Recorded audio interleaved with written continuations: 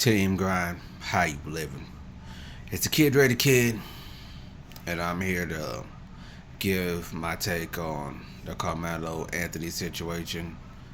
But you know what? Forget all that. I'm just going ahead and get into it. Um, I was waiting till I finally had some time to digest everything that's been going on, and also to pretty much fully process all the information that we've been getting. I'm gonna, give my take on the whole situation. Oh yeah, by the way, if you're a racist or if you're a black person with the word that rhymes balloon, don't bother leaving your comment because I'm just gonna straight up delete them and block you. So let me go ahead and get into it. We all know this case was bogus. They were planning on pretty much modern day lynching Karmelo Anthony from the jump with an all white jurist. With an all white jurist, that pretty much told you where this whole thing's gonna go. And it's like, what can I say that already ain't been said? We seen the case pretty much similar to this, where boy got 10 years. And we seen cases, recent case with Rick Cho. We seen this with George Zimmerman, where they pretty much claim self-defense and fear for their life. They pretty much got off with self-defense. Based off of what America, Texas told us, this should have been a self-defense open and closed case. And also, thanks to Atlanta Black Star, a woman who alleged that she saw the video, and in that video, Austin Metcalf and his friends was not innocent. Which, by the way, I heard they didn't play the tape in court.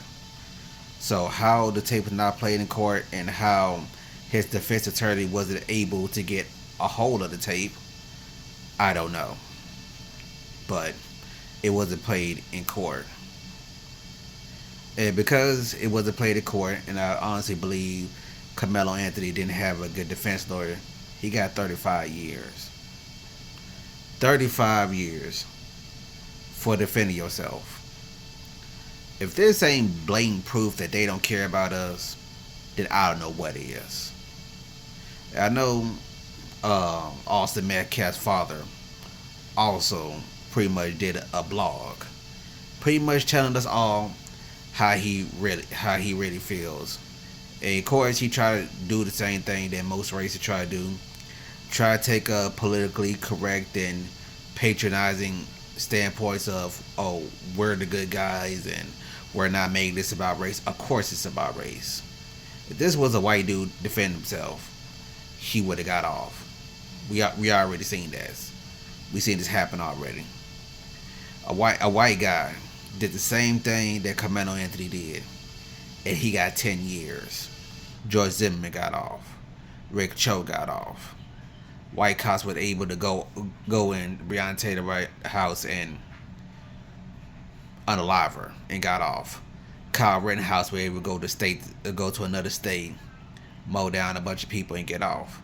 So yeah, don't tell us that this ain't about race, because it is. It's about race.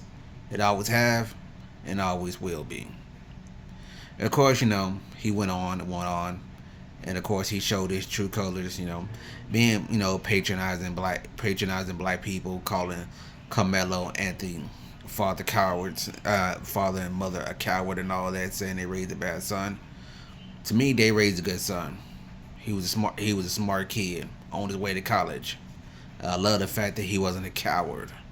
He chose to defend himself. That's what every black family should teach their kids. How to defend themselves against anybody.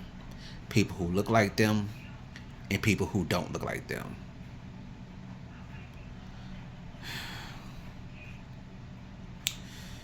And also, right here, allege, I don't know if it's true or not, but allege, it wouldn't surprise me, that his father is good with the judge or the district attorney or something like that. So, this whole thing was going to be a sham for the jump.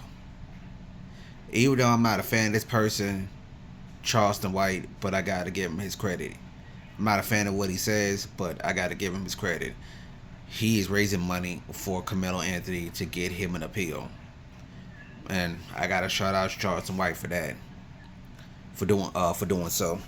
I'm gonna see about I'm gonna see Charleston White say he's putting up a GoFundMe for it. I'm gonna see if I can find it and see what I'm gonna donate what I can. Try to help this young brother out. This shit goes without saying, but the diaspora war, the gender war, these meaningless wars that black people are doing against one another, us beefing one another, this needs to die. This needs to die. It shouldn't have existed in the first place, but this whole thing needs to die. Black Americans need to stop beefing with black people from outside of the country. And black people outside the country need to stop beefing with each other. It's been time for black people in America to unite with black people all over the world. Black people in Africa, in the Caribbeans, over there in Europe. It's time for us to all come together and come together as one. Because if we don't, stuff like this is gonna keep happening. Black men and black women, enough for this whole senseless gender war. Enough.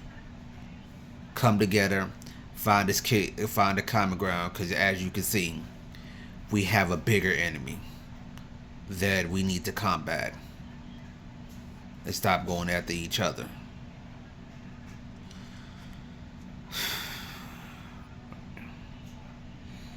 I shouldn't be surprised. I shouldn't be surprised. I'm not. But the fact that even though I'm not surprised, I'm still upset on how this turned out. Because it can happen to any one of us. Any black person out here. Regardless where you at, this can happen to you. Prayers up for Karmelo Anthony. Prayers up that this young man, get the justice that he rightfully deserves. And fuck anybody who disagree. I don't care.